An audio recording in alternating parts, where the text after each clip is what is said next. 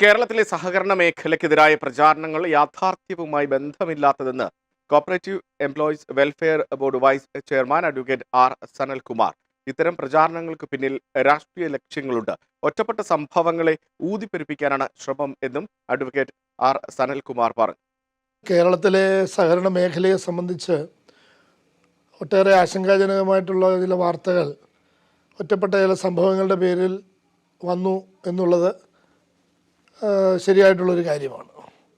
എന്നാൽ യാഥാർത്ഥ്യവുമായിട്ട് ബന്ധമില്ലാത്ത ഒട്ടേറെ കാര്യങ്ങളും രാഷ്ട്രീയ പ്രേരിതമായി തന്നെ കേരളത്തിലെ സഹകരണ മേഖലയ്ക്കെതിരായിട്ട് നടത്തുന്നുണ്ട്.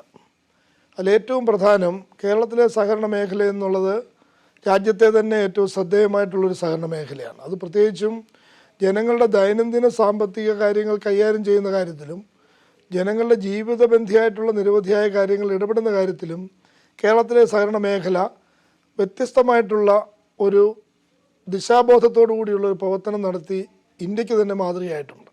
എന്നാൽ സഹകരണ മേഖലയിലെ ചില പ്രശ്നങ്ങളെ ഇപ്പോൾ ഊതിപ്പെരുപ്പിക്കാനായിട്ടുള്ള പരിശ്രമമാണ് നടക്കുന്നത്. യഥാർത്ഥത്തിൽ ഒറ്റപ്പെട്ട ഏതെങ്കിലും ഒരു പ്രശ്നത്തെ വെച്ചുകൊണ്ട് ഒരു മേഖലയെ ആകെ ഇല്ലാതാക്കുന്നതിന് വേണ്ടിയുള്ള പരിശ്രമമാണ് രാഷ്ട്രീയ ലക്ഷ്യങ്ങളോടുകൂടി കേരളത്തിൽ നടക്കുന്നതെന്ന് വേണമെങ്കിൽ പറയാം.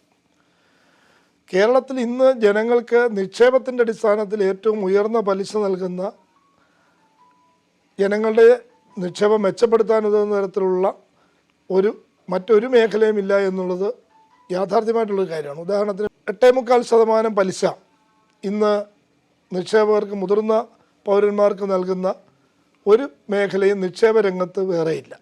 ആദായകരമായിട്ടുള്ള നിക്ഷേപമാണ് സഹകരണ മേഖലയിലുള്ളത്.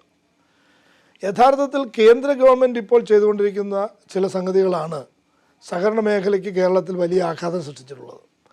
കാരണം കേന്ദ്ര ഗവൺമെൻറ് സംസ്ഥാനങ്ങളുടെ അധികാരത്തിലുള്ള സഹകരണ മേഖലയെ, സംസ്ഥാന വിഷയമായിട്ടുള്ള സഹകരണ മേഖലയെ പൂർണ്ണമായി കൈപ്പിടിയിൽ ഒതുക്കാൻ ശ്രമിക്കുകയാണ്.